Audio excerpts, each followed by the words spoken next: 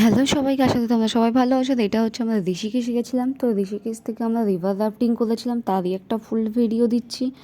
তো আমরা প্রথমে স্কুটি রেন্টে নিয়েছিলাম, স্কুটি নিয়ে আমরা যেখান থেকে বোট এই ভাড়া নিই, টিকিট ছিল আমাদের 800 টাকা করে। তো আমরা চলে গেছিলাম বোটের জায়গায় ডেস্টিনেশনে, কিন্তু তারা তাদের গাড়ি করেই নিয়ে যায়, আর এই যে ওপরে দেখো বোটগুলো বেঁধে নিয়ে আসে। তো আমরা জায়গাটা দেখলাম, একে একে সবাই লাইফ জ্যাকেট, হেলমেট আর একটা করে এই যে বৈঠার মতো, ওটাকে কী বলে, দিয়ে দেওয়া হয়েছিল। আমার হেলমেটটা না পরাটা একটু লুজ হয়ে গেছিলো, যার জন্য এই যে দেখতেই পাচ্ছ এই পয়েন্টটা থেকে সবাইকে ছাড়ছে। তো যেমন টাকা দেবে তেমন কয়েকটা র্যাপিড পাবে গুনে গুনে। আমরা যেমন 800 টাকায় আমাদের টোটাল 5টা র্যাপিড এসেছিলো। র্যাপিডেই বেশি মজা জলের থেকে। র্যাপিড যখন সামনে আসছে, মানে বেশি জলোচ্ছ্বাস, বেশি ঢেউ, ওই টাইমটায় খুবই ভালো লাগে। এমনিই তো দেখতে পাচ্ছ কীরকম টাইপের জলে টান রয়েছে, কিন্তু ওই জায়গাগুলো বেশি সুন্দর। তো যেটা আমাদের হয়েছিল, অ্যাক্সিডেন্ট হয়েছিল। আমার যদিও লাগেনি, আমার সাথে যা ছিল তাদের মধ্যে এই যে ছেলেটাকে দেখছো, এই পাশে ওর দিদি, এরা কিন্তু সব হারিয়ে গেছিলো। আর আমরা 4জন একই জায়গায় ছিলাম, আর 4জন পুরো জলে টানে সামনের দিকে চলে গেছিলো, তো ওদেরকে অন্য বোটে খুঁজে এনেছিল।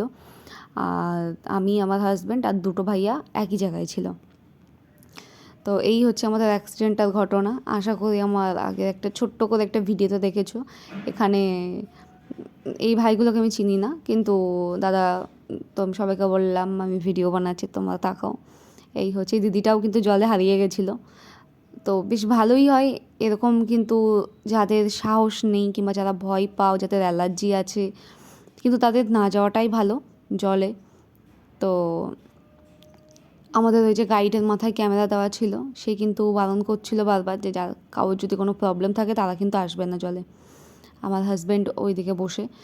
তো এবার দেখতেই পাচ্ছ যে র্যাপিড আসার সময় এই যে আমি ফার্স্টের দিক থেকে আমি সেকেন্ড নাম্বারে বসে লেফটে, আর আমার হাজব্যান্ড বসে সামনের দিক থেকে সেকেন্ডে রাইটে। তো এই জায়গাটাতে খুব সবাই না র্যাপিড দেখে খুব চিল্লাচ্ছিল, যে আমাদের লাইফ গার্ড ছিল তার কথা কেউই শুনছে না। তো যার ফলে ঠিকঠাক কথা না শুনলে ঠিকঠাক বোট চালাবে কী করে। তো আমি সবাইকে বললাম যে দেখো এবার কিন্তু কেউ চিল্লিও না, সামনে র্যাপিড আসছে। সবাই জল দেখে এত এক্সাইটেড হয়ে যাচ্ছে যে এতই চিল্লাচ্ছে, আর এটা সত্যি অনেক বড় র্যাপিড ছিল, যার জন্য আমরা জলের মধ্যে পড়ে পুরো সম্পূর্ণ আমাদের বোটটা উল্টে যায়। দিয়ে আমাদের মধ্যে 4জন নিখোঁজ হয়ে গেছিলো। তারপরে আধা ঘন্টা পর তাদেরকে রেস্কিউ করা হয়। আর এই যে আমি বোটের কাছেই ছিলাম, বোটের নিচে আমি পড়েছিলাম। তো এই যে বেরিয়ে আমার হাজব্যান্ড আমার সাথেই রয়েছে, ও আমাকে দেখে অনেকটা ভয় পেয়ে গেছিলো যে আমার কী হবে কি, বাট আমি সুইমিং জানি আর আমি ভয় পাইনি।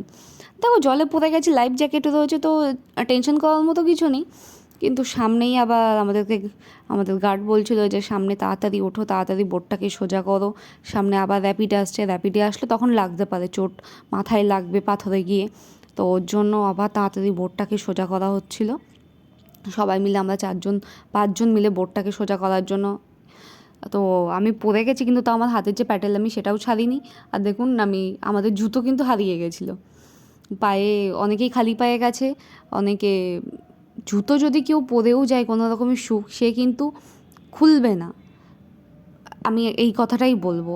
আর আরেকটা কথা বলার ছিল, সেটা হচ্ছে এরা যে ক্যামেরাতে ভিডিও করে দিক, ফটো তুলে দিক, এটা কিন্তু আগে থেকে কন্ট্যাক্ট করে নেবেন। আমাদের কিন্তু এই যে আমরা 8জন ছিলাম, আমাদের থেকে কিন্তু 2400 টাকা নিয়েছে কয়েকটা ভিডিও আর কয়েকটা ফটো তোলার জন্য। এই নিয়ে কিন্তু একটু ঝামেলা হয়েছিল তার সাথে। কিন্তু আগে থেকেই বলবো, এই ফটো আর ভিডিও করার জন্য টোটাল আগে বোটে ওঠার আগে অতি অবশ্যই টোটাল কথা বলে নেবে। আমি জানি